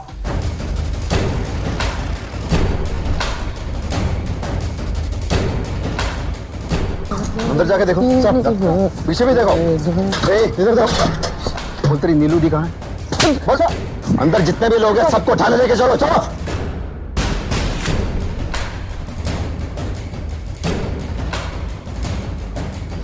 हमें जानी ना सर, हमें जानी ना। सर अंदर कुछ नहीं मिला। उस नीलू का मोबाइल ट्रैकिंग पे डालो और सभी जगहों पर पता करो जहां पे वो हो सकती है और साथ ही में उसके बैंक डिटेल्स भी निकालो। चल छोड़ दीजिए साहब। सर नीलू का कोई सुराग नहीं मिल रहा है। बख्शी कुछ कदम पीछे चल के देखते हैं, शायद हमें पता चले कि हम कहां रास्ता भटके थे। ये रजनीश भौमिक जिस वक्त जहां पर मारा गया था, क्या यह रोज उसी वक्त वहां से गुजरा करता था या फिर उस दिन किसी खास वजह से वहां से गुजर रहा था? सर पार्टी ऑफिस से पता चल सकता है, तो पता करो। नहीं सर, रजनीश दादा ने कभी कोई सेक्रेटरी नहीं रखा। इतने बिजी होने के बाद भी अपने कॉल्स खुद उठाया करते थे। किससे कब मिलना है ये भी अपॉइंटमेंट वो खुद दिया करते थे, इसलिए पता नहीं चलता था कब किससे वो मिलने वाले हैं। लेकिन जिस रात उनकी हत्या हुई वो बता रहे थे कि अपने बड़े भाई से मिलने वाले हैं और इसके बाद वो ऑफिस से निकल गए। जैसे ही ऑफिस से वो निकल रहे थे मित्रा जी का कॉल आया। ये मित्रा दी कौन है? मित्रा जी उनकी बचपन की दोस्त है, स्कूल से, और पड़ोसी भी हैं। उनका कॉल कट के ये बता रहे थे कि मित्रा जी से मिलने के बाद वो अपने बड़े भाई से मिलेंगे। तो उस रात रजनीश अपने भाई से मिलने निकले थे। बड़ी अजीब सी बात है कि इस भाई का जिक्र हमारी अब तक की जांच में कहीं भी नहीं है और ना ही इस मित्रा का। सर रजनीश जी का उनके भाई के साथ कोई खास करीबी रिश्ता नहीं था। ऐसा क्यों? सर उनके भाई सूरजो भौमिक ऑपोजिशन पार्टी के मेंबर हैं। तब तो हमें सूरजो भौमिक से बात करनी चाहिए और इस मित्रा से भी। क्या एड्रेस बताया था मित्रा का? शरद घोष रोड सर। ये तो उसी जगह के पास है ना जहां पर कत्ल हुआ था? जी हाँ सर, 10 मिनट की दूरी पर है। अगर रजनीश ने मित्रा से मिलने का प्लान अचानक बनाया था तो कातिलों को कैसे पता चला कि ये उसी वक्त पर वहां पहुंचने वाला है? सर ऐसा भी तो हो सकता है कि कातिल को पहले से ही पता था, कातिल का कोई आदमी पहले से ही पीछा कर रहा हो। या फिर हो सकता है ये उनमें से किसी का प्लान हो कि उसी वक्त रजनीश को वहां बुलाया जाए। मित्रा से बात करो सर। और बख्शी तुम सूरजो से जाकर मिलो। देखिए आपके लिए मेरे पास 10 मिनट है, जो पूछना है पूछिए। बहुत दिन हो गए आपने कभी ये जानने की कोशिश नहीं की आपके भाई की हत्या की जांच कैसे चल रही है? मैं न्यूज़ चैनल देखता हूँ ऑफिसर। आपको लग रहा होगा कि मुझे मेरी सगे भाई की फिक्र नहीं है, पर ऐसा नहीं है। हमारा रिश्ता ही कुछ ऐसा था। जब हम एक साथ खाना खाते थे घर में तो परिवार की बातें नहीं करते थे, हम पॉलिटिक्स इकोनॉमिक्स डिस्कस करते थे। पब्लिक के सामने हम गले नहीं मिलते थे। इसका मतलब ये नहीं है कि हम दोनों में प्यार नहीं था।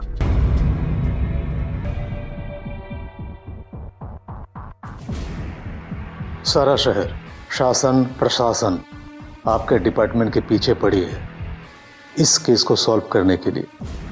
मेरा राय मानिए, यहाँ वक्त बर्बाद मत कीजिए, असली कातिल को पकड़िए।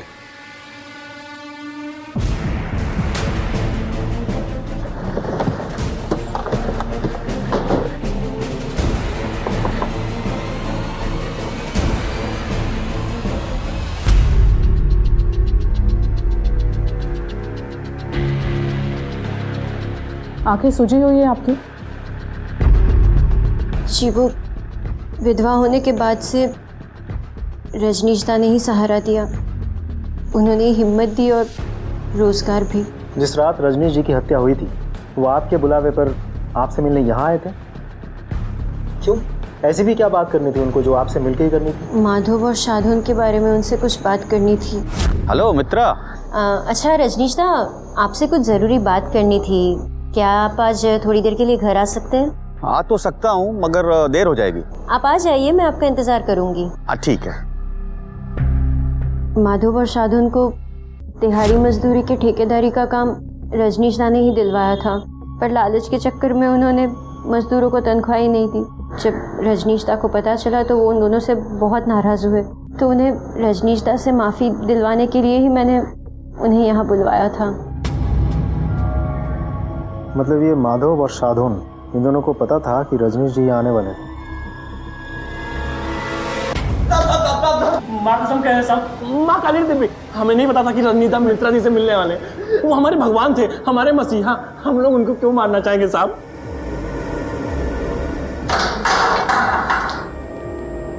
सर, या तो ये लोग सच बोल रहे हैं या फिर बहुत शातिर हैं। इन्हें जाने दो बख्शी, लेकिन नजर रखना सर। और मित्रा वो भी शामिल हो सकती है। हो सकता है रजनीश को मित्रा के घर पे शायद इसी मकसद से बुलाया गया। पता करो कि मित्रा की मालाकार भाइयों में से किसी से या नीलू से फोन पर कोई बात हुई थी। मित्रा के घर के आसपास भी पूछताछ करो। यह भी पता करो कि मित्रा की किसी हाल ही में अनजान आदमी से तो बात नहीं हुई थी। बहुत भली लड़की है साहब, बेचारी बहुत बुरा हुआ बेचारी के साथ। इनमें से किसी को भी हाल फिलहाल में देखा है आपने? नहीं साहब, नहीं देखा। सर, किसी ने ऐसा कुछ भी नहीं देखा जिससे मित्रा पे हम शक कर सके। उसके कॉल डिटेल्स में भी सस्पिशियस कुछ भी नहीं मिला। फिर भी कोशिश करते रहो। सर नीलू ने कोर्ट में सरेंडर कर दिया है और उसने एंटीसिपेटरी बेल भी ले ली है। इंटरेस्टिंग। अब तो इस नीलू से मिलना ही पड़ेगा।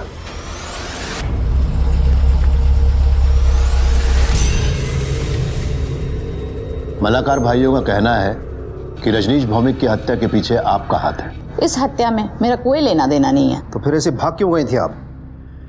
क्या है ना सर, खबर मिल गया था। उन दो गधों ने अपनी जान बचाने के लिए मेरा नाम ले लिया था और बगैर एंटीसिपेटरी बेल और वकील के मैं पुलिस के सामने आना नहीं चाहती थी। लेकिन एंटीसिपेटरी बेल मिलने का ये मतलब नहीं है कि आप शक के दायरे से बाहर हैं। आपके पास अभी कत्ल करने का मकसद है। आपको उन्होंने तबेला खाली करने का नोटिस दिया था ना? हाँ जी, बिल्कुल दिया था। इसी पे स्टे ऑर्डर लेने के प्रयास कर रहे थे हम। और अगर हमें उन्हें मारना ही होता तो हम स्टे ऑर्डर लेने की कोशिश क्यों करते? सर, हम बेल के पेपर साथ लाए।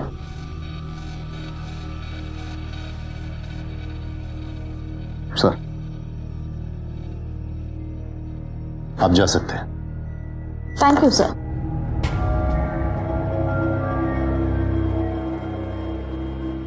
नजर रखो इस पे। वो देखो, नीलू दी आ गई। अरे कैमरा ऑन करो। चलो Neelu di. Hello ma'am. Ma'am क्या आप हमें बता सकती है कि आप पुलिस स्टेशन क्या करने आई थी? पुलिस की मदद करने आई थी। किस तरह की मदद? रजनीश भौमिक हत्याकांड में। मैं शहर की एक इज्जतदार नागरिक ही नहीं, मैं एक काउंसिलर हूँ और जिस तरह से बिना सबूत के मेरे नाम को इस मामले के साथ घसीटने की कोशिश करी है, मैं तो पुलिस डिपार्टमेंट के ऊपर मानहानि दावा करूंगी। Thank you. राजधानी में हम लोगों को लेकर बहुत बड़े बड़े सवाल उठाए जा रहे हैं। उस पर तो दबाव भी डाला गया है। तुम्हें सस्पेंड करें। हमें लोगों को विश्वास दिलाना पड़ेगा कि हम अब भी सक्षम हैं। तो आप क्या सजेस्ट करते हैं सर? मोबाइल कंपनीज की रिपोर्ट्स आ गई। हत्या की जगह पर उस समय कितने फोन एक्टिव थे? सर, रिपोर्ट्स तो आ गई हैं और उन्हें स्कैन करने में 2 दिन और लग जाएंगे। इतना समय नहीं है हमारे पास। दिन रात एक कर दो, कोई ना कोई सुराग जरूर निकाल। Go for it. Okay sir.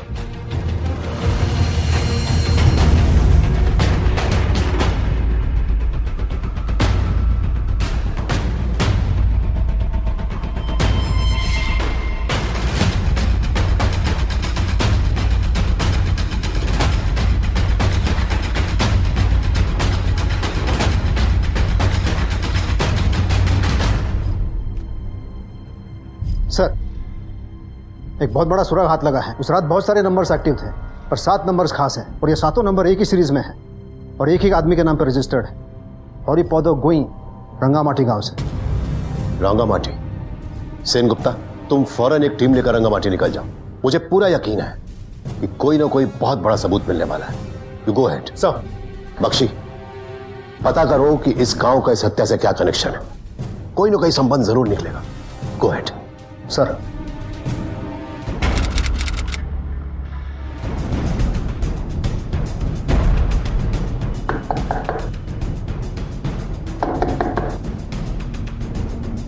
Ji, Haripad going वो तो 6 साल पहले गुजर गए। हेलो सर, ये हरिपद गोइन तो 6 साल पहले ही गुजर गए। व्हाट? मुझे लगा ही था। नकली आईडी, 7 नकली नंबर। इस मर्डर के पीछे बहुत लंबी चौड़ी प्लानिंग है। तुम वहीं रुको सेन गुप्ता, मुझे पूरा यकीन है और भी बहुत सारे सबूत मिलेंगे। Okay sir. सर, आपका अंदाजा बिल्कुल सही था सर। रंगामाटी का इस केस के साथ बहुत बड़ा संबंध है। रजनीश भौमिक रंगामाटी से थे। ओके।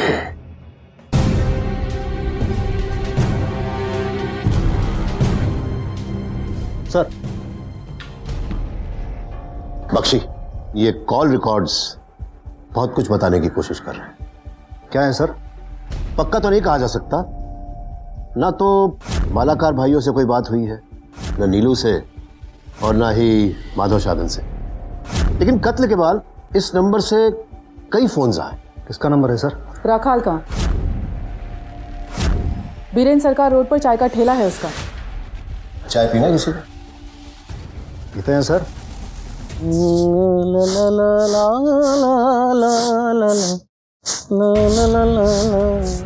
चाय देना है बाबू। वो सुन। ए बुधिया, ए आधा टन नहीं है तो।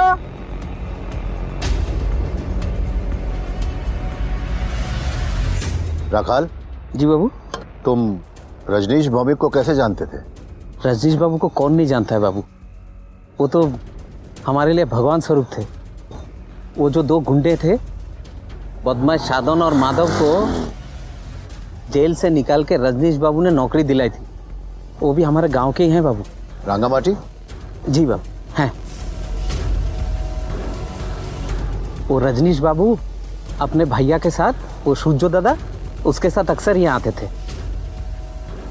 बाबू शायद बाबू, ये जो आप लड़का देख रहे हैं ना, ये भाटाभाटी फुटबॉल खेलता है। तो हमारा रजनीश बाबू इसके लिए वही स्टाइपेंड। हाँ बाबू, वही स्टाइपेंड दिलाया था फुटबॉल खेलने के लिए। वही रजनीश बाबू के गुजरने के बाद ये लड़का फिर आ गया काम करने के लिए। अच्छा ये बताइए, रजनीश बाबू और सूर्यो बाबू इनके आपस में संबंध कैसे थे? बाबू वही रजनीश बाबू और सूर्यो बाबू एकदम अलग हैं। रजनीश बाबू मिलनसार, हंसमुख, और सूर्यो बाबू एकदम चुपचाप, संजीदा। लोगों को लगता था कि दोनों में बनती नहीं है, लेकिन वो दोनों एक दूसरे को बहुत चाहते थे बाबू। कुछ झगड़ा नहीं था बाबू। राखाल, एदिके एशो।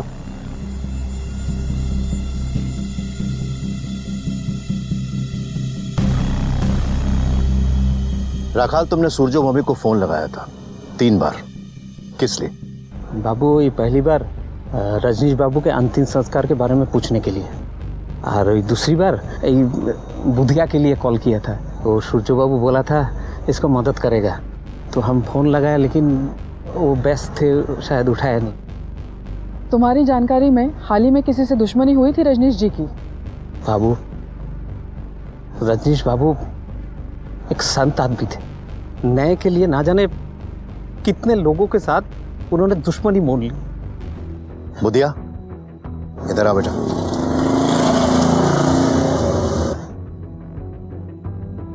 बेटा, तुम घर जाओ और अपनी ट्रेनिंग पर ध्यान दो।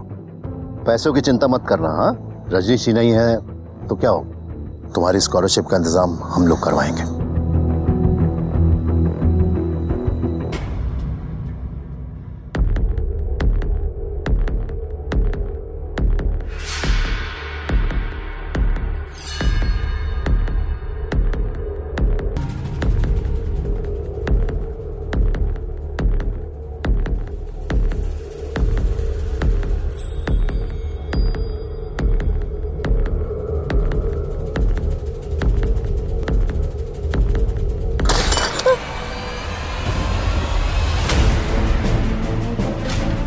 क्या हो रहा है यहाँ? शांत हो जाओ बेटा, शांत हो जाओ। ये बताओ, ये गन तुम्हें कहां से मिली? मैंने माधव और सदुन को वो टूटा हुआ खंडर के पीछे कुछ छुपाते हुए देखा। उनके जाने के बाद मैं वहां गया और फिर से मुझे चाय की दुकान पर काम करना पड़ रहा था। पर कल आप लोगों की बात सुनने के बाद मुझे सब समझ में आ गया कि ये बंदूक कहाँ इस्तेमाल करी है। रजनीश काकू ने मेरे लिए इतना किया तो फिर मुझसे रहा नहीं गया और ये बंदूक आपके पास ले आया।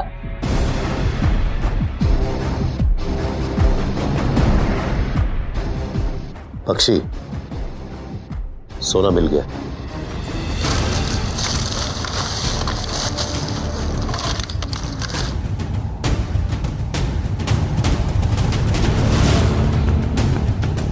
सर, सिर्फ सोना नहीं, सोने की पूरी खान मिल गई। बख्शी, तुम साधन और माधव को उठा कर लाओ फौरन।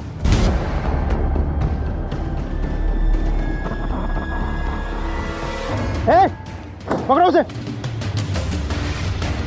चल चल।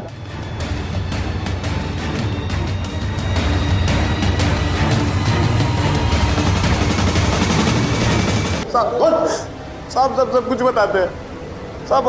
हाँ हमने नीलू दीदी और मालाकार दा के कहने पे सब कुछ किया था साहब। हमने रंगा माटी जाकर अपने पड़ोसी के नाम पर नंबर निकाले साहब। साहब ने तुम पर इतना भरोसा किया, उसके एहसानों का तुमने बदला इस तरह चुकाया? साहब पगला गए थे हम, गुस्सा आ गया था हमें जब रजनीश दा ने सब मजदूरों के सामने हमें जलील किया। हमारा खून खोल उठा साहब। एक दो पैसे वापस करने पड़े, अब ऊपर से वो जिल्लत। हमने मित्ता दी से बात की थी, हम जानते थे कि रजनीश दा मित्ता दी की बात कभी नहीं टालेंगे। और फिर जैसे पता चला कि वो रजनीश दत्ता जी से मिलने देर रात आने वाले, तो हमने सारे शूटर्स को खबर कर दी। और इससे अच्छा हमें नहीं मौका मिलने वाला था साहब। बहुत फायदा उठाया तूने मौके का। हाँ, इस बार तुम्हारी जमानत देने वाला कोई नहीं आने वाला, समझा? सेन गुप्ता, मालाकार भाई और नीलू दोनों शामिल थे इसमें। अरे साहब, लेकिन मैं साहब, अरे क्या किया क्या? तुम लोगों का बस का नहीं है। इस काम का जिम्मा भी मैं ही लूंगी। मेरे आदमी मारेंगे उसे और तुम दोनों भाई बीच में नहीं आओगे, समझे? और नीलू को हम मना नहीं कर सकते थे साहब, क्योंकि नीलू के हम पर पहले ही बड़े एहसान थे। पर इसलिए हमने नीलू के कहने पर रजनीश को मारने का प्लान बनाया। फिर उसकी हत्या के लिए हमने ही शूटर का इंतजाम किया और उनमें से 3 हमारे ही भाई थे। हमें मालूम था रजनीश का मर्डर का शक हम पे जाएगा, इसलिए बिना इंतजाम के हम घर से भाग गए साहब, ताकि हम पकड़े जाने पर आपको यकीन दिला सके। लेकिन साधन और माधव ने सारा भाड़ा फोड़ दिया। इस समाज में जब तक मालाकार भाई और नीलू जैसे असामाजिक तत्व रहेंगे, तब तक रजनीश भौमिक जैसे समाज सुधारक और धर्म योद्धा आते रहेंगे, जो निस्वार्थ भाव से न्याय और इंसानियत के लिए लड़ते रहेंगे। नीलू मुखर्जी अब भी पुलिस की गिरफ्त से बाहर है और उसे ढूंढने की पुलिस की मुहिम लगातार जारी है। ये एक बहुत बड़ी विडंबना है कि जिन 2 नौजवानों को जेल से निकालकर रजनीश भौमिक ने एक नई जिंदगी दी, उन्होंने ही रजनीश भौमिक का सीना गोलियों से छलनी कर दिया। लेकिन इसका यह मतलब हरगिज नहीं है कि एहसान फरामोशी के डर से हम इंसान पर विश्वास करना छोड़ते हैं, क्योंकि विश्वास ही इंसानियत की नींव है और यही विश्वास हमें न्याय के लिए और अपराध के खिलाफ लड़ने की ताकत देता है। इसी विचार के साथ अब मैं अनूप सोनी आपसे विदा लेता हूं। फिर मुलाकात होगी अगले एपिसोड में एक और चौंका देने वाले केस के साथ।